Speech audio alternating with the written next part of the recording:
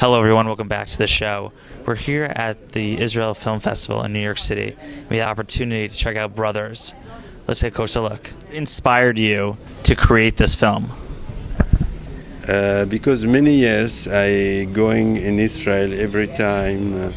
I living in Israel 25 years. I finished my army. I'm very preoccupied because I know I'm not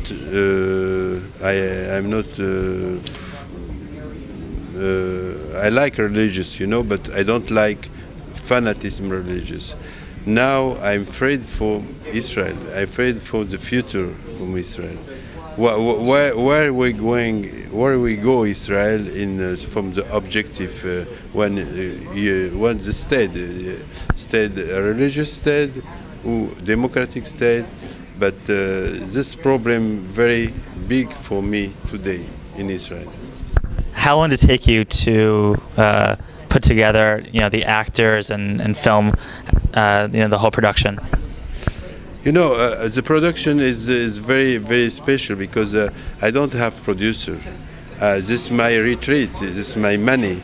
I finish my work in the TV. I have a small retreat. I make the film with my retreat. $200,000 for the films. It's not so much, but what I want to touch one objective to explain where was the solution, where is the solution, but what is possible to live together, to talk together. The problem is talk together. It's very difficult today in Israel. From the fanatics movement and the secular movement to talk together. This problem. What are you looking for the audiences to take away from your movie? It's very, very interesting, your question, because I see every time after the screening, people like not so only like the film is it sends the film, it sends the question, it sends the situation. I think for many festival I going from Jewish Film Festival, I think the film is federation from the community of Jewish community. It's federation because this answer, the film answer from many questions from Jews today in outside from Israel. So what did you think about the film? I thought the film Brothers, Achim, was brilliant. First of all, it had tremendous faith in the intelligence of the audience, and it was able to do a triple threat at the same time. That which was familial between brothers, that which was religious, of the people of the Jewish faith that regard Israel as the Holy Land, and that which is secular, the other people or the rest of the Jewish world to regard Israel as their homeland. And then, of course, there's the rest of us, the diaspora Jews, who support Israel. And I learned about the meaning of gemach and how the religious community takes care of itself in ways that I understand, and in ways that in this film were very, very sad, and wondered to what degree they were forced to not be on the up and up, to what desperate straits they were put in their own minds to be at siege with the secular part of Israel, that they had to resort to what they had to resort to in this film. In terms of the cinematography, it was brilliant. It was a work of art. Even those of us who are not well versed in the Bible, I think it brought to mind the Genesis, and in the beginning God created the heaven and the earth. The film was divided into its units, into its chapters of development, into its spiral, by these exquisite, omniscient, ever-present dawns and dusks over the land of Israel. The fact that the shepherd, played by the older brother, that his entire area of the kibbutz was becoming extinct, that they were going to eliminate shepherding of sheep or goat in this kibbutz, was a metaphor for the struggle of the kibbutz itself, for the struggle of the landed development of Israel itself, for the challenges that Israel faces itself. Just the land is its siege itself. I was extremely moved, I was riveted, and it wasn't in my language. So that's saying a lot. And I thought the acting was superb. And the faith that Igal, the writer and director, had in the power of the non-spoken word, that which cannot be spoken and should not be spoken, was shattering. So I'm very grateful to have been here and to have been part of this experience in my hometown of New York City.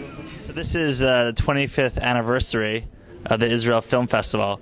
Tell us a little bit about how you got started. This was kind of 25 years ago, a little bit more than 25 years ago. I was a student in Berklee College of Music. That's why I came to the United States to study music. If I go a little bit back, I was a member of a rock band in Israel called Pugi or Kaveret. I don't know if your audience are familiar with this group. It was like, they say like the Beatles of Israel. P-O-O-G-Y, that's the name of the group.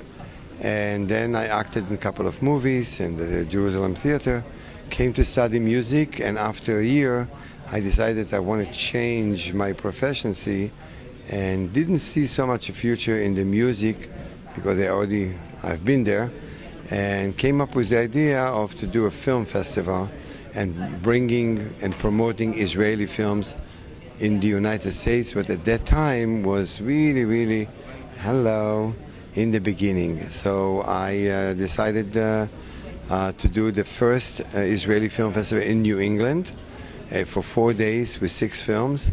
It was a very, very difficult as a student to put together a film festival.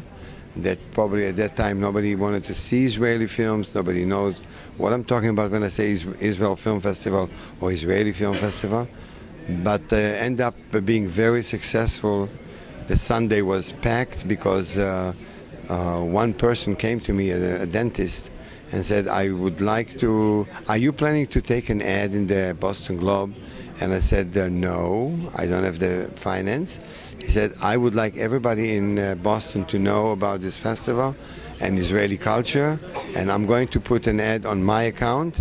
And he put an ad, in the Boston Globe, and Sunday was sold out, all the screenings.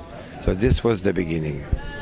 And right now you have so much excitement happening in New York. You have so many different types of films. How did you get all these films and directors together?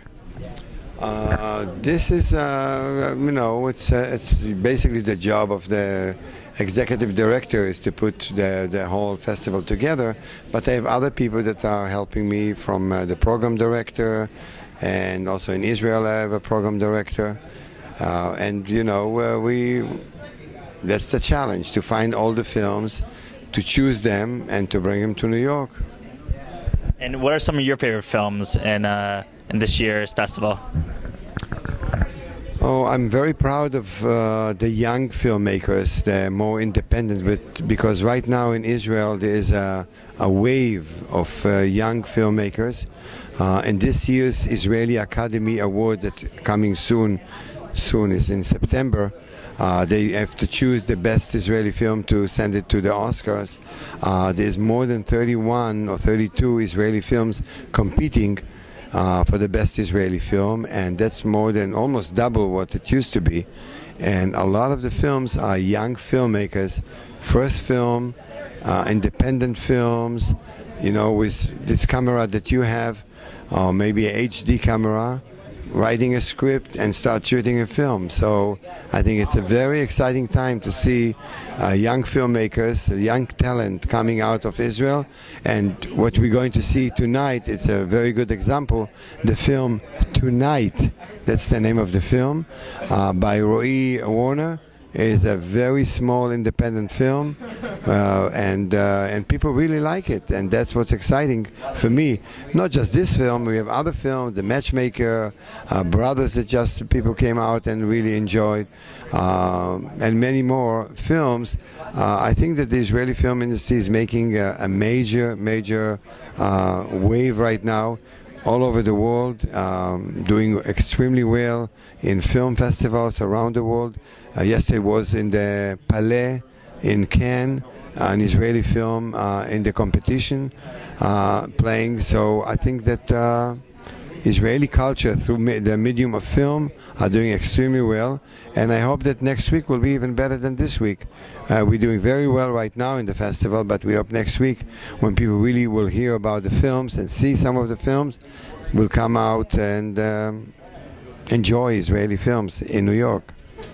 As you can see, the movie Brothers brings about a lot of questions regarding religion and politics in Israel. This is Armor Herman, and thanks for watching.